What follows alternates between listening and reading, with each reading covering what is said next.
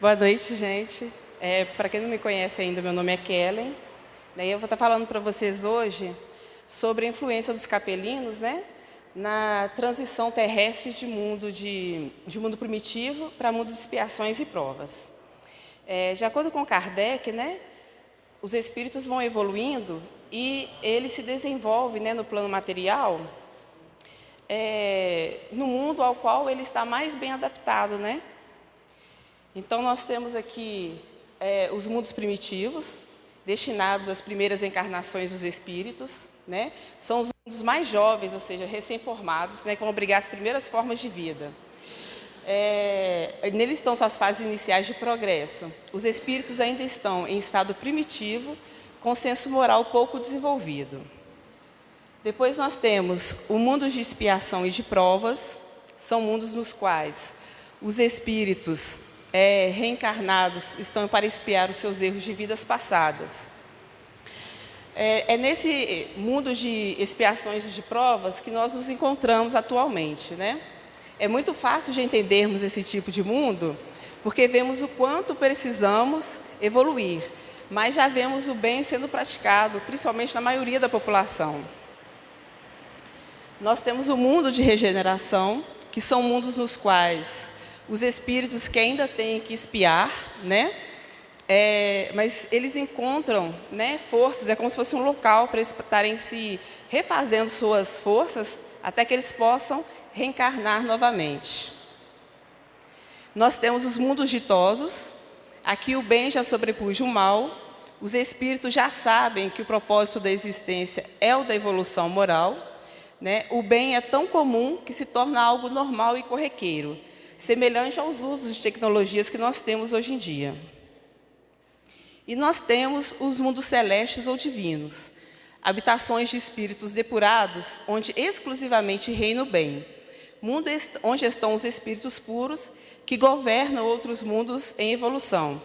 No nosso caso, né, nós temos o espírito que nos guia, né, que seria o próprio Cristo. Na Bíblia, né, ela nos fala que Deus moldou o barro e soprou nele, né, a sua força, e daí animou a matéria. Nós sabemos hoje que a matéria pode se transformar em energia, né, como nos casos das bombas nucleares, até mesmo a energia nuclear que nós utilizamos. Mas juntas, essas duas coisas, massa e matéria, elas não provocam a vida. Para a vida é necessário que haja a alma, o espírito. O espírito é que vai animá-la, né? No início da criação, o espírito só é capaz de animar formas rudimentares de vida. Ou seja, quando Deus criou o espírito, os espíritos eles são todos simples e de uma forma mais ignorante. À medida que eles vão evoluindo, o seu nível energético evolui e eles conseguem agregar mais matérias. Nós temos a evolução do princípio inteligente, né? Então, nós temos ali um início da evolução com um pequeno átomo que vai aumentando, né? Passa pelo primeiro reino que nós conhecemos, que é o reino mineral. Depois passa para o reino das plantas, depois para o reino animal, até terminar no homem, né? Nos hominídeos, que é o que nós temos hoje. À medida que o espírito evolui, também evolui o organismo que ele habita e o planeta no qual ele se desenvolve. Ou seja, no plano espiritual é trabalhado o perispírito. A Fátima tinha falado conosco sobre isso na reunião passada, né? O perispírito ele é moldável e é como se ele trouxesse nele as suas informações das suas vidas, o seu desenvolvimento espiritual. Então, através desse molde do perispírito, o espírito adquire a forma corporal do qual ele vai se utilizar para se manifestar no plano físico. Aqui nós temos a evolução do nosso planeta, né? Desde uma bola incandescente até os dias de hoje. À medida que o nosso planeta foi evoluindo, né, ele passa por várias transformações.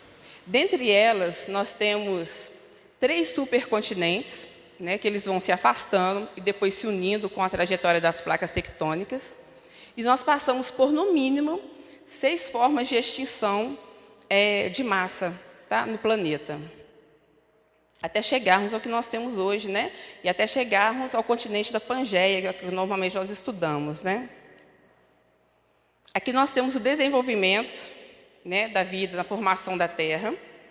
Vai passando o tempo, nós entramos aqui com a formação das rochas, né, as primeiras formas de vida, e aí elas vão, com o passar do tempo, se ampliando, tá vendo? As próprias formas de vida vão se melhorando e se aperfeiçoando, até nós chegarmos ao final aqui, onde está o homem.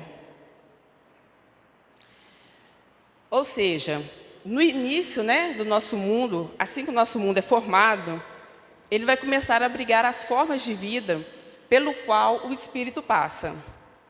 Nós temos o reino mineral, onde nós vamos começar a desenvolver a matéria inerte e a forma de atração. Depois nós passamos para o reino vegetal, onde nós vamos desenvolvendo a sensibilidade.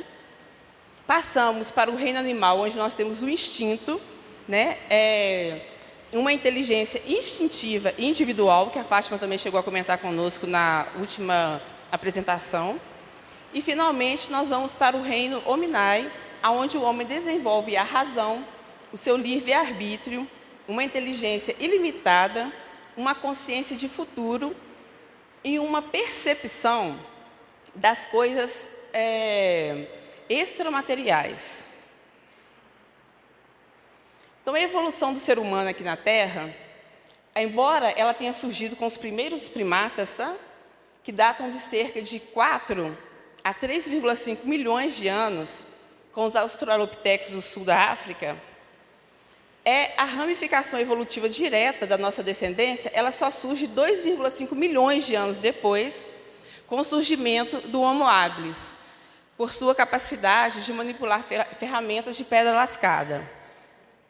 Então, o Homo habilis, ele vai desenvolver até um ponto onde ele consegue pegar uma pedra que já foi quebrada, ou que ele consegue quebrá-la, e utilizá-la como ferramenta para corte, para caça.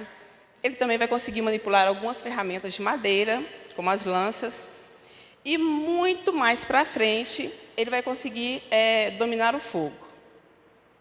Nós temos aqui uma pequena árvore genealógica, nessa parte aqui, em cima, onde está 1 milhão de anos, ela não tem a classificação do Homo de Pequim, né, que vai ser os ancestrais chineses, dos homens amarelos, da raça amarela. Mas a gente pode ver que já começa aqui há cerca de 6 milhões de anos, né, com o surgimento dos primeiros primatas que vão evoluindo. O interessante que a gente tem que ter em mente é que as espécies, elas não terminam uma espécie e começa outra. Essas espécies, elas evoluem e elas convivem umas com as outras, tá? Então, o plano espiritual, ele vai percebendo, né, o que é necessário, tá ampliando para que o espírito que vai evoluindo ocupe um corpo ainda melhor na próxima encarnação. Normalmente, essas evoluções são mínimas, tanto físicas quanto na capacidade mental evolutiva do ser humano. Seguindo pesquisas e descobertas nas áreas de arqueologia, levou 4,5 milhões de anos, desde o surgimento dos primeiros bípedes, para termos seres biologicamente capazes de manipular ferramentas e criar laços por tempo suficiente para o surgimento de grupos ou clãs maiores que 5 indivíduos, que caçavam e cuidavam uns dos outros. Essa espécie é conhecida como Homo sapiens, e se subdividiu em diversos ramos evolutivos ao longo dos anos. O Homo habilis era nômade, e isso propiciou que o mesmo descobrisse e buscasse novos ambientes que ele pudesse estar explorando. Isso levou a espécie a se deslocar por todo o continente africano. Dentro desse contexto, por longos 2,49 milhões de anos, os seres só foram capazes de manipular a pedra lascada e dominar o fogo. Esse domínio do fogo, ele serviu apenas para que ele conseguisse iluminar a noite, se proteger de outros animais com fogo e se aquecer no frio, tá? Era a única forma que ele conseguiu utilizar o fogo. Ou seja, 2,49 milhões de anos, e o ser humano só conseguiu desenvolver essas habilidades. Então, 1 milhão de anos depois, né, ele consegue cozinhar os alimentos e ele leva mais de 500 mil anos para criar as primeiras roupas. As primeiras roupas vão surgir com os neandertais, que vivem na era glacial. Tá? Ou seja, o processo de evolução era lento e constante, com o surgimento de mais de 20 subespécies da classe hominídeas, conhecidas até a atualidade. Então, se nós pararmos para pensar, até hoje nós ainda temos espécies, tá? Que, como somos alguns indígenas que ainda estão isolados no Brasil, que eles ainda não conseguem produzir roupas ainda. Né? Ele já tem o conhecimento de armas, o controle do fogo, ele transmite o conhecimento cultural dele oralmente, eles produzem cerâmicas, né? Mas eles ainda não conseguem produzir roupas e nem utilização de uma tecnologia mais avançada. Ou seja, o nosso planeta, ele ainda continua abrigando espíritos nos mais diversos níveis de evolução. Foi há apenas 70 mil anos, né, que os hominídeos migraram para a Ásia, inicialmente pela região conhecida hoje como Iraque, Jordânia, e assim sucessivamente por toda a Ásia, Europa, Austrália e América. Então, nós temos aqui a utilização dos hominídeos, né, que vão estar se deslocando por todo o hemisfério. Nesse período, essa parte aqui, acima das setas, tá, ele estava todo congelado pelo período glacial ainda, o que facilitou o deslocamento dos hominídeos por essa região. Então, nós temos aqui duas teorias, né, de ocupação dos continentes, que uma é quando o hominídeo atravessa aqui por cima para as Américas, e a outra é quando ele vem da Austrália, né, e consegue alcançar as Américas também por água. Ou seja, há 10 mil anos, né, ocorreu um salto evolutivo para os seres humanos em pouco tempo. Esse salto evolutivo, ele coincide com a chegada, né, dos capelinos aqui no nosso planeta. Os capelinos, né, foi a primeira... a primeira notícia que nós tivemos sobre eles veio através de Emmanuel, né, no livro Caminhos de Luz, e ele fala sobre uma civilização muito avançada que veio para a Terra para ajudar no desenvolvimento da humanidade que aqui se encontrava. Esses seres vieram para cá exilados, porque o seu planeta passava por um momento de transição, né? Então, vocês já tinham seres lá que já eram capazes de amar, que queriam bem, que queriam ser bons e que se tornavam bons. Mas ainda existiam espíritos rebeldes, que desejavam dominar a sua espécie ainda, né? Abusando muitas vezes do seu conhecimento e da sua forma de poder. Então, esses espíritos foram tirados de capela e o próprio Cristo, né, ele se compromete a vir com esses espíritos para o planeta para ajudá-los na sua evolução. Esses espíritos, quando chegam aqui, então, eles vão ter uma certa dificuldade, né, de se adaptarem com as espécies que já estão aqui. Então, no plano espiritual, serão moldadas espécies capazes de abrigar esses seres que já eram bem mais evoluídos. No livro O Crepúsculo dos Deuses, né, do Robson Pinheiro, tem uma passagem que eles falam que os capelinos chegam até aqui para tentar se comunicar com os terráqueos para saber das histórias antigas de seus povos, né? E eles não conseguem se comunicar, porque os seres humanos ainda são muito materiais. E embora os capelinos estivessem encarnados, o corpo deles era mais sutil do que o nosso.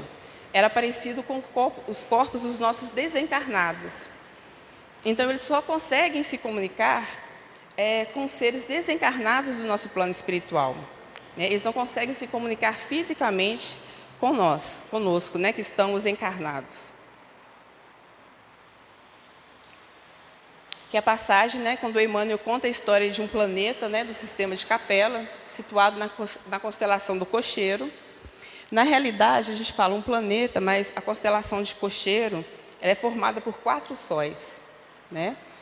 E há cerca de 10 mil anos, né, esse planeta passou por uma transformação, e os relatos dos espíritos de luz informam que este planeta estava passando por um momento de evolução, o que levaria a tão aguardada regeneração. No entanto, havia alguns espíritos degradados, embora evoluídos em escala astral, que ainda retardavam a evolução. Então, os governadores deste mundo decidiram exilá-los para o planeta Terra. O desenvolvimento humano, que se deu há cerca de 10 mil anos atrás, coincide com a chegada dos povos capelinos que vieram para a Terra com o intuito de evoluírem e auxiliarem o desenvolvimento das espécies ainda rudimentares existentes no planeta Terra. Capelinos serão usados aqui como um termo dado a vários povos que foram trazidos ao planeta, não necessariamente de um único mundo do Sistema Solar. Nós já sabemos hoje que os seres humanos, eles são formados por vários grupos e vários seres, né, extraterrestres que foram exilados para cá, todos com o mesmo intuito, com o mesmo objetivo. Então, essa raça foi chamada de raça adâmica, em referência a Adão e Eva. Adão e Eva, ele aparece na Bíblia, e ele também é uma referência para os primeiros seres inteligentes e questionadores que nós vamos ter, né? A primeira raça que vai conduzir, vai formar uma nova espécie, né? Para poder levar o conhecimento que eles tinham aos seres primitivos que existiam aqui na Terra. Uma outra referência bíblica também que nós temos, né, aos exilados, é sobre Caim e Abel, que eles representam, né, o domínio da agricultura e o domínio do homem sobre os animais, a domesticação dos animais também. Então, as primeiras civilizações, tá? Aqui nós temos aquele primeiro mapa, né, que mostra primeiro, né, a classe hominídea dominando o continente. E aqui nós temos as 4 primeiras civilizações: a China, a Índia, a Mesopotâmia e o Egito. Nós teremos aqui ainda mais uma raça, tá? Que seria a raça ariana. Só que a China, né, ela povoou primeiro, os seres que vieram exilados de outro planeta chegaram antes dos exilados da Capela. Então, eles povoam aqui primeiro. Então, quem eram esses espíritos, né? De acordo com os ensinamentos espíritas, foram grandes migrações que aconteceram para o nosso planeta, né, vindas de outras colônias de espírito. Como eu já disse, né, uma referência a Adão, essa raça vai ser chamada de raça adâmica. Quando aqueles chegaram à Terra, já estava povoado desde tempos imemoriais, ou seja, já existiam habitantes aqui no nosso planeta. Mais adiantados dos que tinham precedido neste planeta, a raça andâmica é com efeito a mais inteligente. Aqui impele ao progresso todas as outras. Tá? Isso aqui está em Gênesis de Allan Kardec, no item 38. A raça amarela, que é a China milenária, constitui a mais antiga das civilizações terrestres, oferecendo o tipo racial mais homogêneo e mais selecionado do planeta dentre os remanescentes humanos e primitivos. Essa civilização adotou, desde o princípio de sua organização, um comportamento marcado pelo isolamento sociocultural e econômico. Eles foram voluntários, obstante geração. Aliás, eles se obstinaram a geração a uma estagnação no processo evolutivo. Por que isso aconteceu? Porque eles não se miscigenaram, tá? Eles se mantiveram fechados. Eles não dividiram conhecimentos deles com as outras espécies. Tá? Eles foram berços de grandes missionários, como Forri, Lao Tse e o Confúcio, cujos códigos de elevação moral evidenciaram uma ciência religiosa e os princípios de fé e de crença de mortalidade e na necessidade do crescimento espiritual, bastante avançada e de domínio coletivo de seu povo.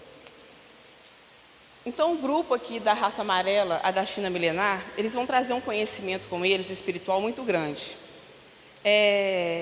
O seu desenvolvimento religioso, eles acreditavam que não existia a morte. O que existiu era a continuidade da vida.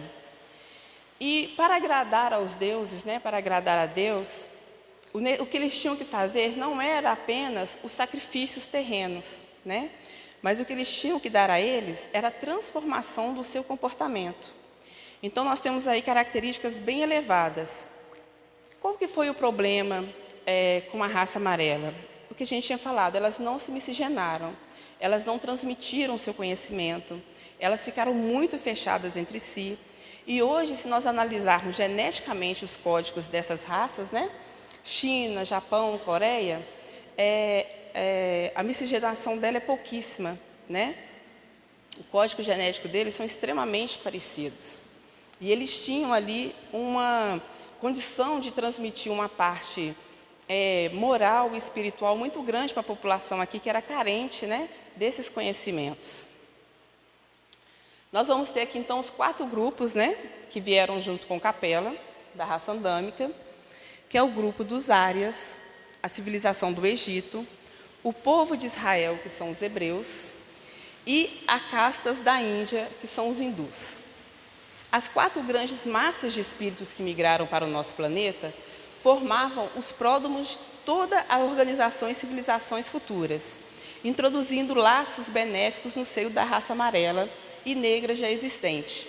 É uma citação também do livro A Caminho da Luz, né, psicografado por Chico e ditado por Emmanuel. Nós temos aqui, então, a primeira, que vai ser a hindu, né, a indiana, que começa, né, em Mergar, fica bem aqui, um assentamento de mais de 7.000 anos. Então, esse é o assentamento arqueologicamente escavado mais conhecido pela humanidade atualmente, né? Ela está próxima ao Vale do Hindu, né? E entre as ruínas foram encontradas provas de contato comercial com povos distantes, que também começaram a dar os primeiros passos rumo à civilização. Os hindus formaram o pródomo da sociedade organizada anterior, inclusive aos egípcios. Guardavam as reminiscências do contato com Cristo. Como eles foram as primeiras classes a encarnar, então eles trouxeram consigo a lembrança, né, de seu convívio com Cristo. E eles vão desenvolver também uma religião muito interessante.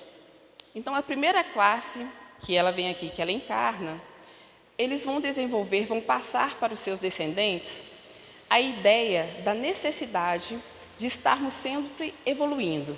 E cada vez que nós evoluímos, nós vamos renascer, né, em uma classe mais avançada e evoluída.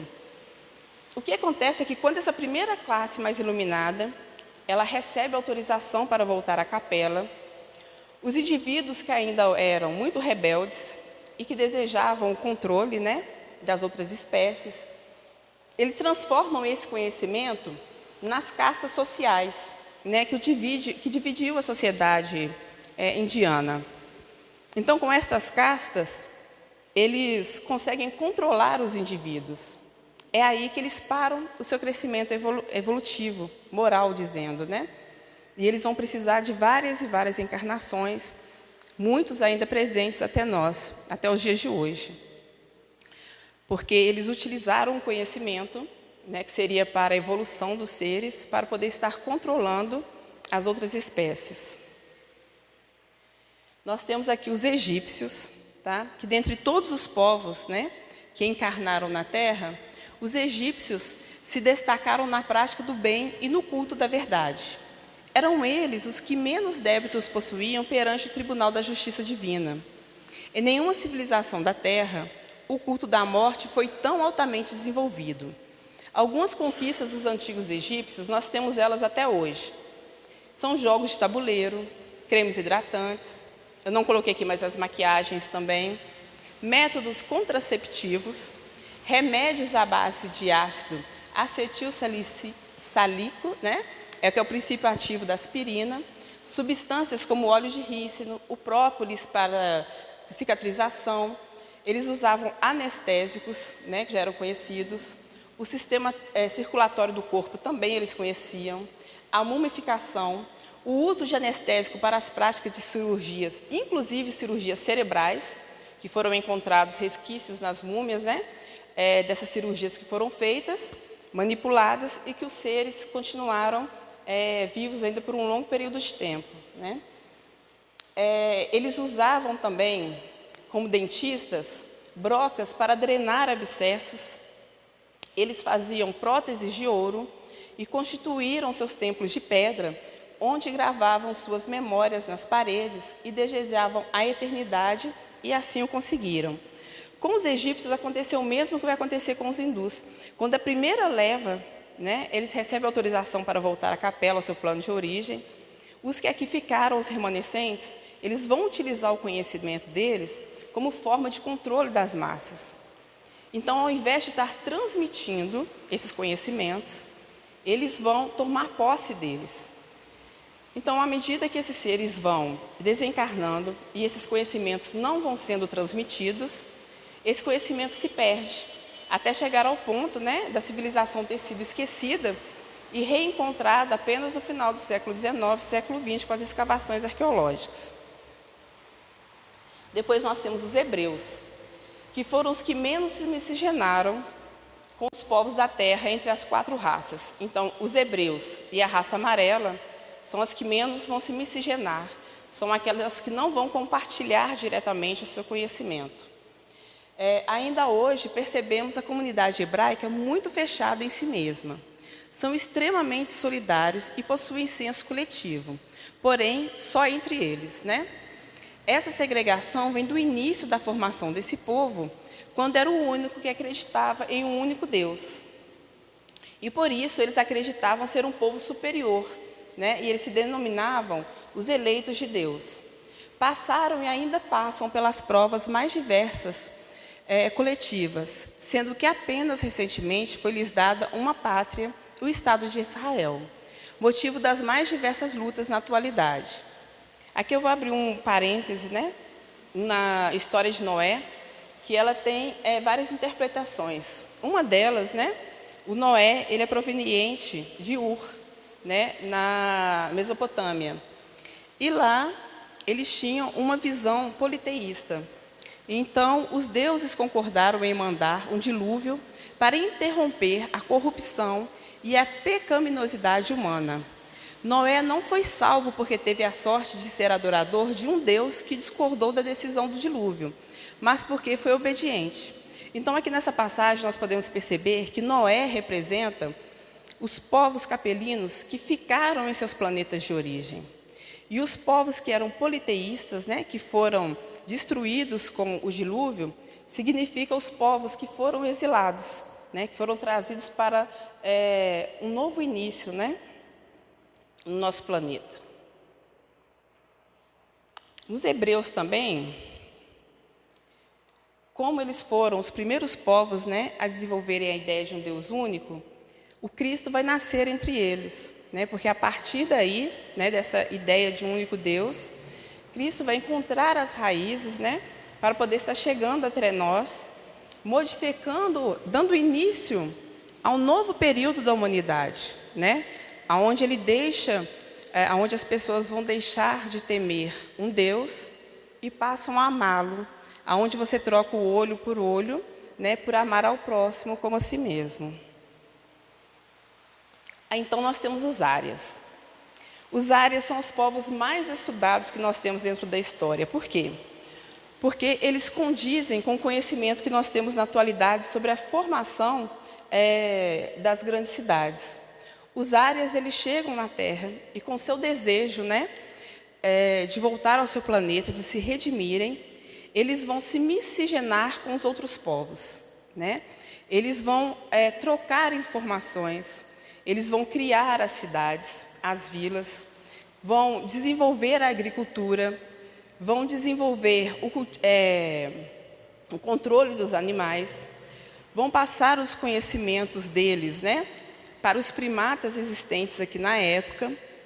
E quando eles começam a organizar então a sociedade e desenvolvem a propriedade privada, então surge neles novamente, né, os sentimentos que os levaram à degradação, ao exílio, né, que foi o censo, né, da separatividade e dos ciúmes, da ambição e do egoísmo, que lhes destituiu os esforços benfazejos. Então, embora eles tenham sido um povo que tenham miscigenado, que tenham contribuído com seus conhecimentos, eles começam a utilizar, então, aliás, eles começam a brotar nele o sentimento de ciúmes, de posse, e então eles acabam decaindo, eles acabam se mantendo, né, na sua esfera evolutiva e vão precisar de muitos e muitos séculos ainda reencarnatórios, né, para estarem evoluindo. Esses seres, eles representam praticamente toda a nossa cultura, já que nós descendemos, né, da cultura europeia também. Então, essa ideia que nós temos na Europa, de cidades, de posse, a ideia que nós temos de controle e de poder, de superioridade, né, eles vêm exatamente dessa convivência com os árias. Então, as primeiras civilizações eram politeístas. Tá? Por que isso? Porque através do desdobramento espiritual em sonhos, eles tinham contato com os espíritos que os instruíam. Ou seja, embora eles fossem povos primitivos, seres primitivos, as almas ainda estavam em desenvolvimento, né, primitivo. No momento em que eles tinham desdobramento durante os sonhos, eles se encontravam com seres superiores que organizavam, né, a evolução dos seres no planeta Terra. E eles tinham esses seres, como eles eram muito superiores a eles tinham eles como deuses. E então, quando acontece a vinda, né, da raça andâmica para o nosso planeta e a miscigenação das culturas primitivas, eles identificam os fenômenos da natureza com divindades, né, onde ocorreu de uma forma natural para a manutenção da ideia do divino. Ou seja, os seres primitivos, eles sabiam que existiam seres superiores a eles, e a cada manifestação da natureza, eles associavam esses seres superiores a uma manifestação natural. Ou seja, nós vamos ter o Deus da água, o Deus dos raios, o Deus do sol, e por aí vai a forma de conhecimento politeísta que os povos desenvolveram e que os povos andâmicos mantiveram, com exceção dos hebreus, né, para poder facilitar a manutenção da ideia do divino.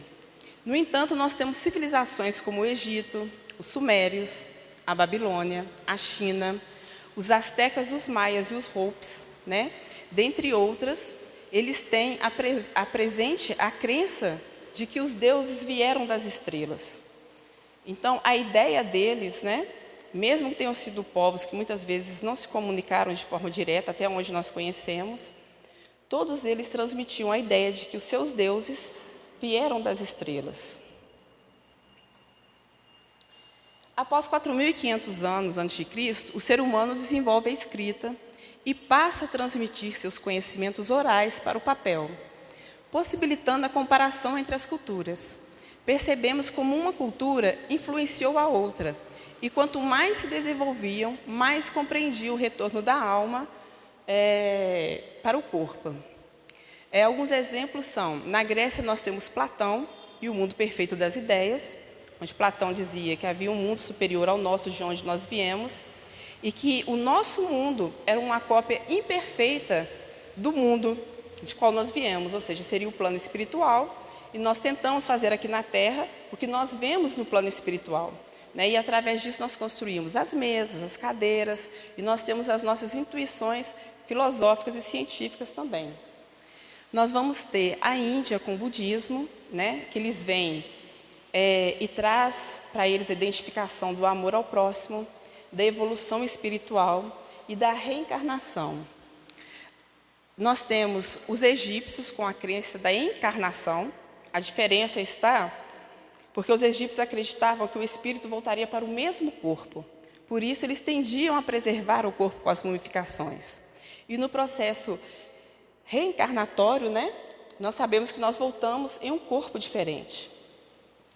Nós vamos ter a Índia com o hinduísmo e a transmigração da alma.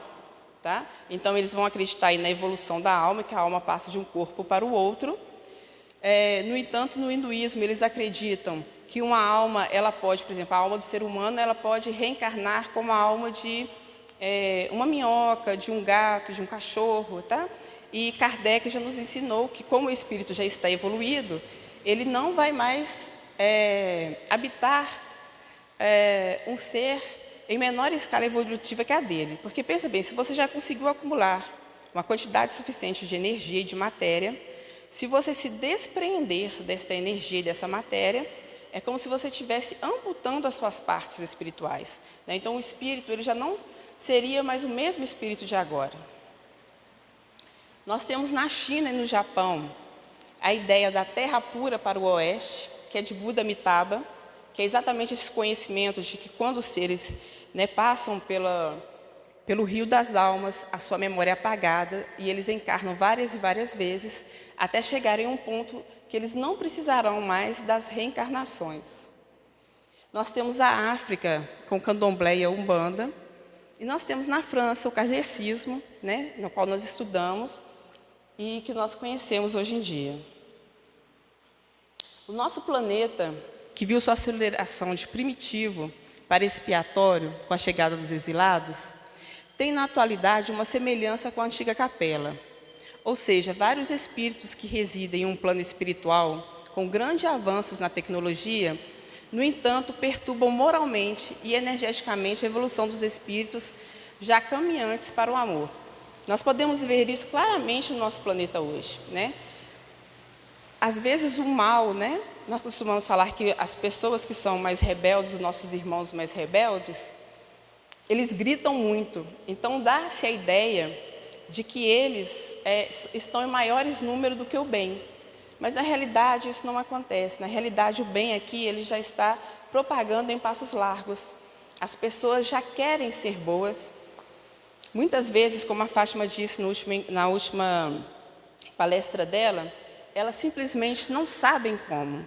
Elas ainda não entenderam que elas precisam voltar para o lado divino, que elas precisam dessa comunhão delas, né, com o ser espiritual, com Deus.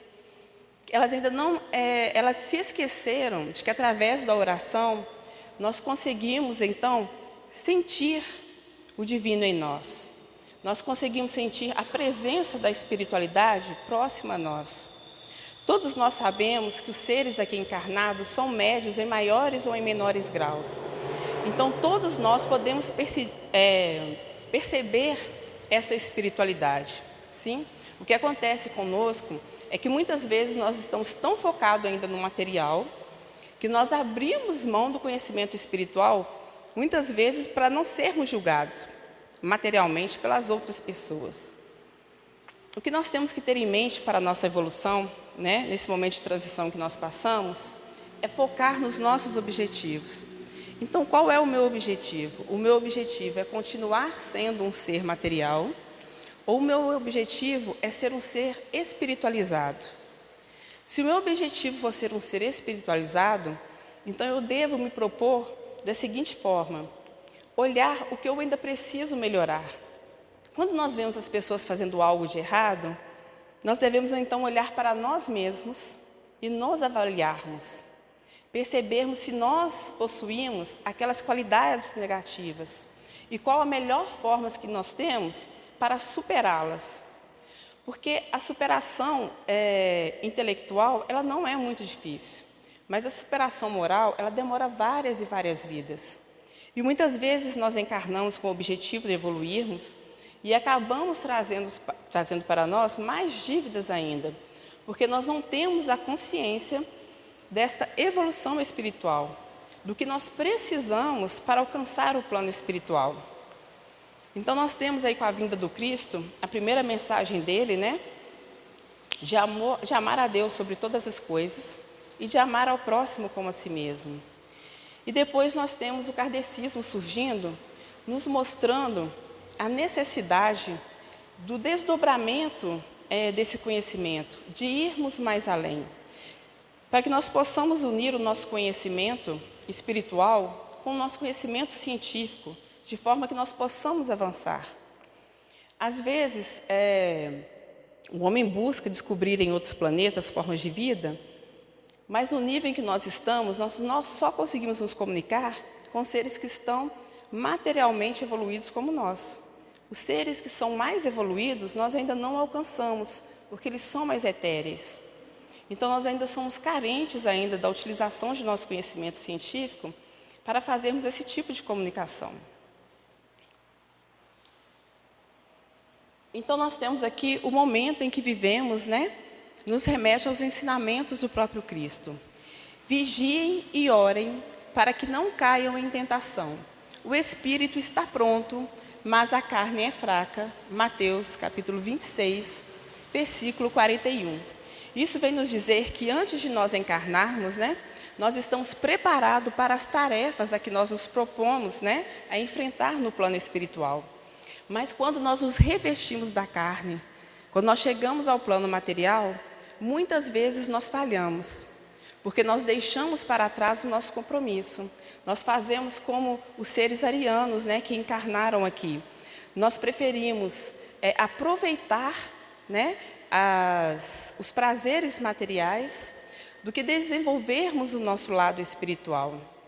E nós sabemos que, embora nós estejamos temporariamente esquecidos, do que nós fizemos no passado, a nossa intuição, a nossa memória espiritual que vem gravada em nosso perispírito, ela nos dá o tempo inteiro a noção, os sinais em nossas vidas do que nós precisamos fazer para a nossa modificação e evolução.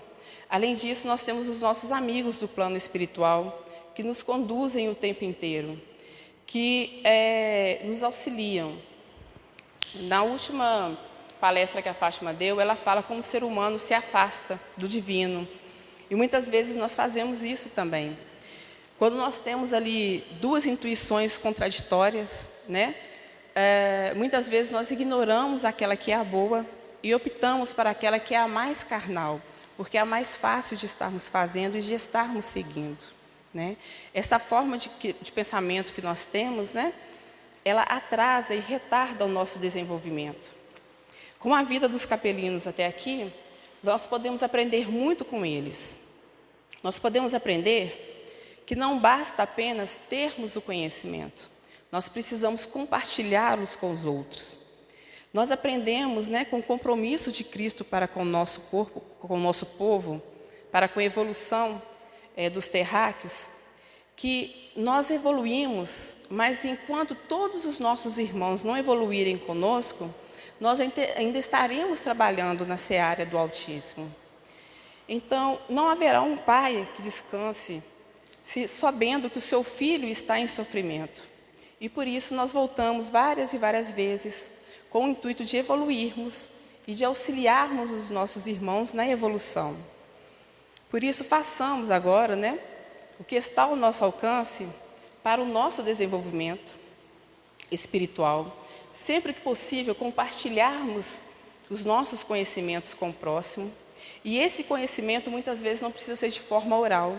Ele normalmente se dá através dos exemplos. Não adianta nada nós falarmos muito, quando os nossos exemplos dizem outras coisas a respeito de nós. As crianças, elas aprendem pelo que nós fazemos, muito mais do que pelo que nós lhe falamos. E assim são todos os seres humanos. Eles veem em nós a nossa capacidade moral, através daquilo que nós praticamos no bem, através da nossa força em nos mantermos no caminho do bem, não apenas nas palavras que nós proferimos. Embora essas palavras possam ajudar muito aos outros, nem sempre ela está condizente com o nosso nível de desenvolvimento. Então, que não sejamos nós os próximos anjos caídos aqui também, que nós possamos herdar a terra, assim que ela estiver passando pelo momento de transição, que nós possamos ficar aqui nesse planeta e que nós possamos evoluir, continuar evoluindo junto com ele. Aqui eu coloquei algumas referências bibliográficas, São os Filhos das Estrelas, Memórias de um Capelino, de Maria Teodora Ribeiro. Temos também A Caminho da Luz, História das Civilizações à Luz do Espiritismo, do Chico Xavier. Nós temos Colônia Capela, A Outra Face de Adão, de Yoshua Ben-Nur. Nós temos Crepúsculo dos Deuses, psicografado pelo Robson Pinheiro. Os Exilados de Capela, esboço sintético da evolução espiritual. E tem um também aqui que eu não coloquei, mas que ele fala também sobre a transfiguração do perispírito, e eu acredito que alguns já tenham lido e conheçam, que é o Abismo, de André Luiz, né? Que ele fala que assim que ele chega, né, nos planos umbralinos, como que ele encontra com os irmãos que muitas vezes estão animalizados. Então, nós conseguimos perceber como que a força da nossa mente consegue trabalhar o nosso perispírito, e como que esse perispírito ele se modifica, tá? Nos transformando, às vezes, em animais, às vezes nos cristalizando, porque assim a nossa vontade o deseja, né? Então, há vários outros livros também referentes, mas esses são alguns que eu conheço e eu deixei aqui para vocês. Então, é só isso, pessoal. Obrigada, tá? E boa noite a todos.